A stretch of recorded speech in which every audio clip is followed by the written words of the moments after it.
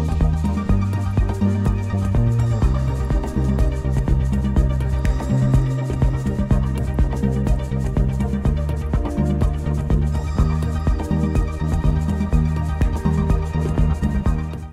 VS, నేను doctor Surender Reddy, andrologist. VS,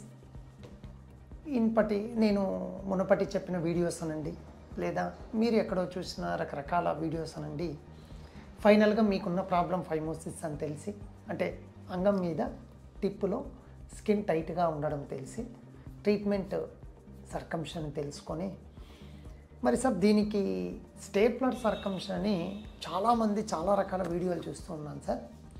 అసలు ఈ స్టేప్లర్ సర్కంషన్ అంటే ఏంటి, ఇందులో లాభాలేంటి, నష్టాలేంటి, కొంచెం క్లియర్గా చెప్పండి అని చాలామంది అడుగుతున్నారనేసి ఓ చిన్న వీడియో మీకు ఉపయోగపడుతుందని చెప్తున్నాను.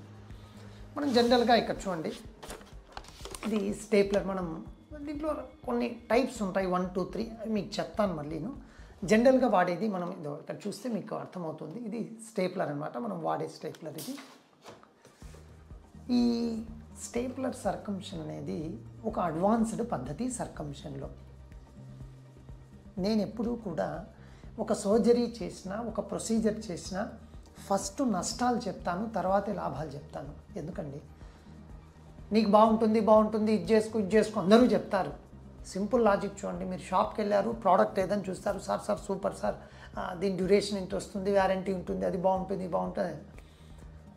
సార్ అంతా బాగుంది, కానీ ఒక 4 years తర్వాత ఈ ప్రాబ్లం రావచ్చు, మీరు దానికి చేసుకోవచ్చు అని ఎవరు ఫస్ట్ చెప్పరు. మీరు ఏదో చదివి నాలెడ్జ్ అయ్యి మీరు షాప్కి వెళ్ళి మీరు అడిగితే తప్ప. సింపుల్ ప్రోడక్ట్ గురించి చెప్తున్నా. అట్లా ప్రాబ్లం ఉండేది ఫస్ట్ చెప్పానుకో సార్, ఈ 2-3 చిన్న ప్రాబ్లమ్స్ తప్ప అన్నీ దీంతో బాగానే ఉంటాయి అనే విధంగా చెప్తే మీకు కాన్ఫిడెన్స్ వస్తుంది. అందుకు నేను ఫస్ట్ ప్రాబ్లం ఏంటో చెప్తాను. ఇన్ని రోజులు స్కిన్ టైట్ ఉండి సర్కంషన్ తర్వాత ఈ గ్లాన్స్ పెనిస్ ఇన్నర్కి తగులుతూ ఉంటే, సర్కంషన్ అయిపోయిన లేదా మీ ఇన్నర్ క్లాస్ బట్టలకి తగులుతూ ఉంటే ఇరిటేషన్ వచ్చి, సార్ ఆఫీస్కి ఏంది సార్, నేను చదవను సార్, నేను ఆఫీస్కి కూడా పోను సార్, పేరెంట్స్కు చెప్పిండాడు. కొంత నిజం అండి, ఏ సింపులే కదా స్కిన్ చేయించుకోవచ్చు అని చెప్పడు. వీడేంది నడక ఒక రకంగా నడుస్తున్నాడు సార్ మావాడు, అదేదో పుష్ప సినిమాలో మనోడు ఇట్లా నడిచినట్టు మావాడు కూడా కొంచెం ఇట్ట నడుస్తున్నాడు సార్, కొంచెం ఏదో తేడాగా నడుస్తున్నాడు, ఏమైందంటే ఏం లేదు కాలేదు, నొప్పి ఉంది.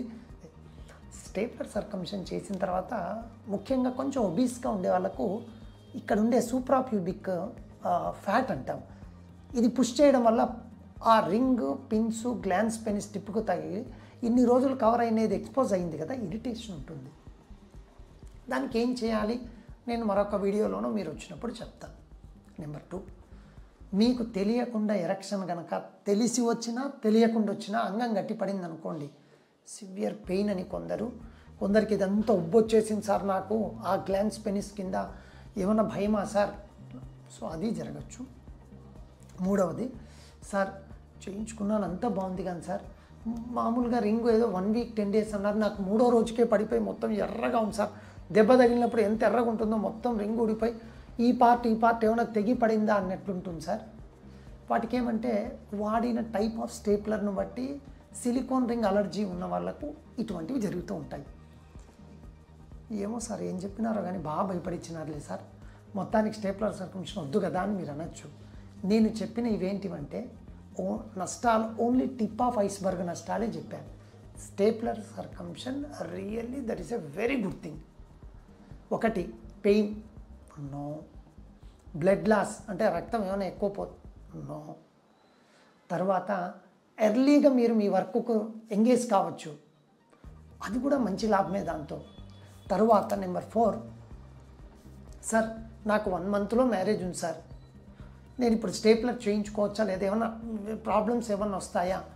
కన్వెన్షనల్ చేయించుకున్నా స్టేప్లర్ చేయించుకున్నా 1 monthలో తేడాలు ఉండవు. కానీ మీకు ఇది 1 monthలో ఏమవుతుంది అంటే కొంచెం వూండ్ ఫ్రెష్గా ఉన్నట్టుండి ఇబ్బందికరంగా లేకుండా మామూలు దానికంటే ఆ కుట్లు ఏముండవుగా త్వరగా హీల్ అయిన ఫీలింగ్ మీకు వస్తుంది తప్ప తేడా ఉండదు. సో కాబట్టి మీరు దయచేసి పెయిన్ లేకపోవడం దీంట్లో అడ్వాంటేజే, బ్లడ్ లాస్ చాలా తక్కువ ఉండడం అడ్వాంటేజే, త్వరగా హీల్ కావడం అడ్వాంటేజే. తర్వాత ప్రొసీజర్ వైజ్ కూడా మీరు హాస్పిటల్ స్టే, ముందు అడ్వర్టైజ్మెంట్ ఎక్కడ చూసి మోకాళ్ళ నొప్పుల బ్రేక్ఫాస్ట్కు చేయకుండా మా హాస్పిటల్కి రండి, లంచ్కు మీ ఇంట్లో లంచ్ చేసేయండి అంటే వాళ్ళ ఉద్దేశము అంత త్వరగా ట్రీట్ చేసేస్తాము అని. అదేవిధంగా ఇది కూడా అంతకంటే తక్కువ టైంలో 1.5 అవర్లో ఇంటికి పంపించచ్చు. కానీ నేను 3 అవర్స్ తర్వాత కూడా పంపించను, అట్లీస్ట్ 4 అవర్స్ ఉంచుకొనే పంపిస్తాను. ఎందుకంటే సడన్గా అలా పడుకొని ఉంటారు, కొంచెం మత్తిచ్చి ఉంటాం పెయిన్ లేకుండా, తెలియక నిద్రలో అలా ఎరెక్షన్ వచ్చినప్పుడు వచ్చే ప్రాబ్లం కూడా నాకు అప్పుడు తెలిసిపోతూ ఉంటుంది. సో వియస్ స్టేప్లర్ సర్కంషన్ ఆల్వేస్ చాలా చక్కగా ఉంటుంది. కానీ కొందరికి 5 to 10% వాళ్ళకు స్టేప్లర్ వర్తించకపోవచ్చు. షుగర్ ఉండి మొత్తం ఇన్ఫెక్ట్ అయ్యి చాలా క్రాక్స్ ఉన్నవాడికి, BX1 అనే కండిషన్ ఉంది, సివియర్ అడేషన్స్ ఉన్నవాడికి. నెంబర్ 3 అసలు ఈ టైట్ స్కిన్ కంప్లీట్గా మూసుకొని పోయి లోపల ఏం జరుగుతుందో కూడా మనకు తెలియని వాళ్ళు తొందరపడి స్టేప్లర్ సర్కంషన్కు వెళ్ళొద్దు. సో ఇందులో లాభాలే ఎక్కువ, నష్టాలు చాలా తక్కువ.